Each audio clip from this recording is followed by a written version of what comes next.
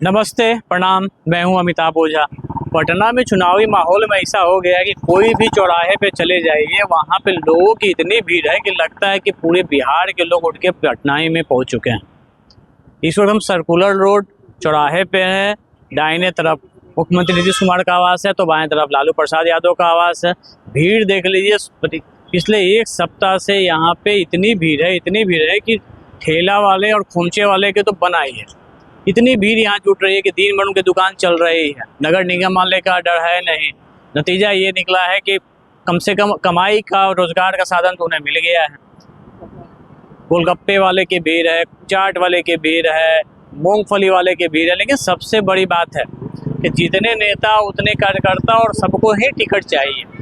सबसे खास बात है कि कोई टिकट लेने के लिए आ रहा है तो कोई टिकट कटवाने के लिए आ रहा है। अब पीछे में कुछ लोग बैठे हुए हैं, उन लोगों का डिमांड है, वो 2 दिन से बैठे हुए हैं कि भाई पहले तो मसौढ़ी के विधायक के खिलाफ 2 दिन से हंगामा हुआ कि रेखा देवी हटाओ मसौढ़ी बचाओ। तो अब नया है बरहाड़ा को लेके। सरोज यादव जो आरजेडी के पूर्व विधायक हैं, उनको टिकट देने की मांग को लेकर लगातार पहले लालू जी का घेराव किए, तेजस्वी जी का घेराव किए और बैठ गए हैं वहीं पर तिरपाल बिछा के नहीं रहेंगे। लेकिन सबसे बड़ी खबर जो आ रही है बीजेपी के अंदर से, चर्चा है, यकीन मत मानिएगा, लेकिन जो चर्चा है अंदर खाने की, बीजेपी में 2 बड़े चेहरों को पटना से उतारने की चर्चा है। जी हाँ, पटना साहिब से डिप्टी सीएम सम्राट चौधरी को कहा जा रहा है कि उनको पटना साहिब से चुनाव लड़ने के लिए बुला गया है।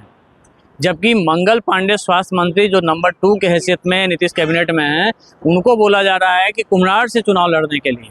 हालांकि आधिकारिक तौर पे इसकी पुष्टि नहीं हुई है, लेकिन चर्चा काफ़ी है और उनके समर्थकों में इसको लेकर चर्चाएँ ज़्यादा है।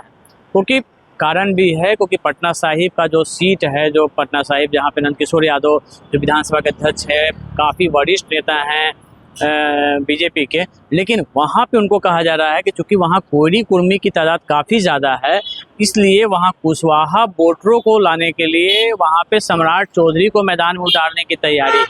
अब कितनी सच्चाई है ये तो लिस्ट आने की बात चलेगी, पता चलेगा, लेकिन ये सच्चाई है, अंदर खाने ये बात चल रही है। दूसरी जो चर्चा बीजेपी की तरफ से है वो है कुम्हरार सीट को लेकर। कुम्हरार सीट बीजेपी का गढ़ का माना जाता है और आपको बता दें कि 1980 से लेकर आज तक सिर्फ एक बार वहां से बीजेपी हारी है। कांग्रेस के उम्मीदवार अखिल हैदर जीते थे 1985 में, लेकिन 1980 में शैलेंद्र नाथ श्रीवास्तव ने जो जीत का वहाँ पर जो कमल खिलाया था वो कंटिन्यू बदस्तूर जारी है। और अभी से करीब 3 बार वहाँ से सुशील मोदी वहाँ से चुनाव जीतते रहे हैं, जबकि पिछले 5 बार से अरुण सिन्हा वहाँ से विधायक बनते आ रहे हैं। नाराजगी बहुत होती है उनके खिलाफ, लोग बहुत नाराज होते हैं कि निकलते नहीं हैं, बुजुर्ग हो गए हैं, कहीं दिखते नहीं हैं। लेकिन चुनाव जब आता है तो लोग वोट भी उन्हीं के नाम पे करते हैं। लेकिन इस बार लोग कह रहे हैं कि झंडा तो वही रहेगा, लेकिन चेहरा बदलना होगा। अब चेहरा बीजेपी बदलने की बात कर रही है और इसमें नाम आ रहा है मंगल पांडे का, कि मंगल पांडे को कुम्हरार विधानसभा सीट से लगाया जाए। जबकि बाकी के जो 2 सीट हैं पटना में, एक बाकीपुर से हैं जहां से नीति नवीन है, और दूसरी जो दीघा विधानसभा क्षेत्र होता है जहां से बीजेपी, वहाँ भी वो सीट भी बीजेपी की ही है। तो इस तरीके से अगर हम देखें तो बीजेपी का शहरी इलाकों में और पटना अभेद खिला रहा है। लेकिन जिस तरीके से कुम्हरार में विवाद हो रहा है कि झंडा वही रहेगा लेकिन चेहरा बदलना होगा। अब चेहरा में मंगल पांडे आते हैं कि दूसरे आते हैं, कई चेहरे नाम में चल रहे हैं और कई लोग पार्टी दफ्तर के पास इसको लेकर पहुंच भी रहे हैं। लेकिन बीजेपी में है कि वो अंतिम क्षण तक किसी को पता नहीं चलता है, तो ये चल रहा है। दूसरी बड़ी खबर आरा को लेके भी है।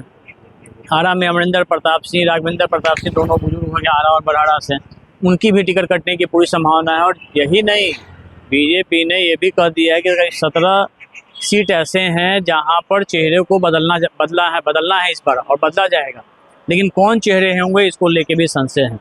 तो फिलहाल पटना की बात कर लेते हैं। तो पटना में बीजेपी और आरजेडी में तो चल ही रहा है, अपने वीआईपी पार्टी वाले भी पीछे नहीं है, वो भी पूरा जोर आजमाइश लग रहे हैं। कैंडिडेट की लंबी लंबी लाइन लग रही है, होटल मोरिया से लेके जगह जगह पे मीटिंग हो रही है। और ये चेहरा दिखाने की होड़ मची हुई है वीआईपी के जो सुप्रीमो है मुकेश सहनी के पास से, क्योंकि उन्होंने भी पत्ता खोल दिया और खूंटा गाड़ दिया है, जिसके चलते जो है अब महागठबंधन के पेच उन पे फंसी हुई है।